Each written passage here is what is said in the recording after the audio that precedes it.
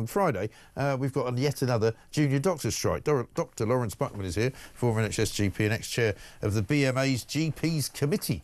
I don't know if you're still in the BMA, Laurence. Like Lord Winston, you may have resigned it some time ago, but it seems to have turned into a bit of a radical lefty kind of exercise, hasn't it? Well, I'm not a member of the BMA anymore. I resigned for other reasons. Right.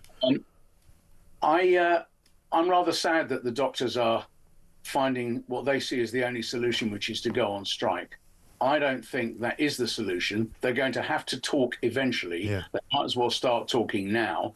And when talks break down, what you have to do is go back and think more laterally, be more inventive. And I'm not impressed that that's what they're doing. No, and I don't think anybody else is either. I mean, even Wes Streeting, who was quite sympathetic to them last year and gave them 22% as soon as he got into power, hoping that that would solve the problem, but it didn't. And so he's now calling it very reckless, what they're doing. The public are not supporting them, and I think they're destined to, as you say, have to return to the table with their tails between their legs, having really got nowhere. Yes, well, a long time ago, I was advising them. This is a very long time ago. Yeah. The Department of Health are often quite grateful to find that there may be somebody who wants to work towards a solution, but this does not feel like that. There will be a solution. It's obvious that it's not just going to be money, but there again, the resident doctors. I keep calling them juniors. I'm not having residents. They can call themselves juniors. Until they grow up, they can be called juniors. Okay, then I want them to think more inventively. Probably it's not going to be upfront cash, but there are all sorts of ways. Wes Streeting last week started talking about forgiving student debt. Now, that's a really complicated thing to do because every other student will want their debt forgiven. But there are ways of looking at what you end up with in your pocket at the end of the month that I think would be very constructive and would be ways out of the current impasse. Yeah, I mean, I think the problem for people who are watching this from afar and who know that their, appointments and their procedures are going to be cancelled, 250,000, we think, at the last count, they don't have sympathy for them because they see doctors as pretty well-off people, whether rightly or wrongly, that's the case.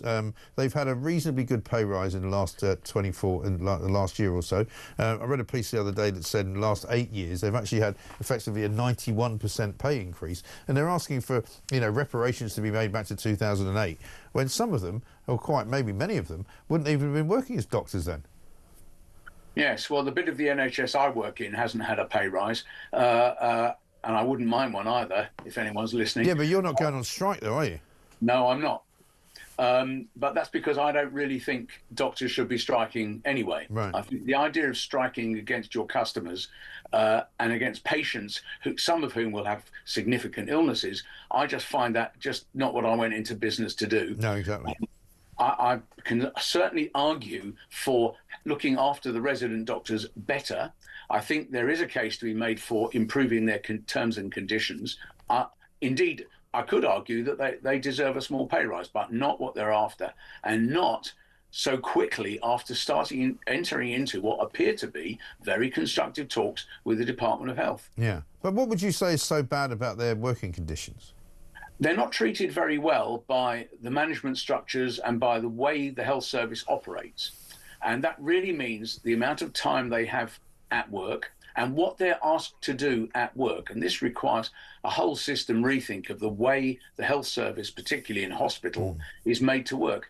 Doctors don't enjoy being doctors anymore. There are a large number who would rather either do doctoring somewhere else, by which I mean Australia, New Zealand, Canada, or they actually don't want to be doctors anymore and they'd rather do something else. Now, that's not a good situation, and that isn't about money. If you're exhausted, you're just as exhausted if you double their pay. Yeah. So it's about the way they're made to work. And I think that is part of the marginal discussion that could take place, rather than money up front, is how do we make the way you work better, more efficient, and more in the interest of patients? And I don't see that as difficult.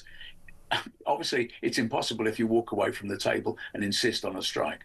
Yeah, exactly right. And I mean, anyway, there may be no other way of doing it, but it indicates to me as well that the NHS, as a general rule, just isn't run very well, and this is just another part of that problem. Laurence Buckman, thank you very much indeed.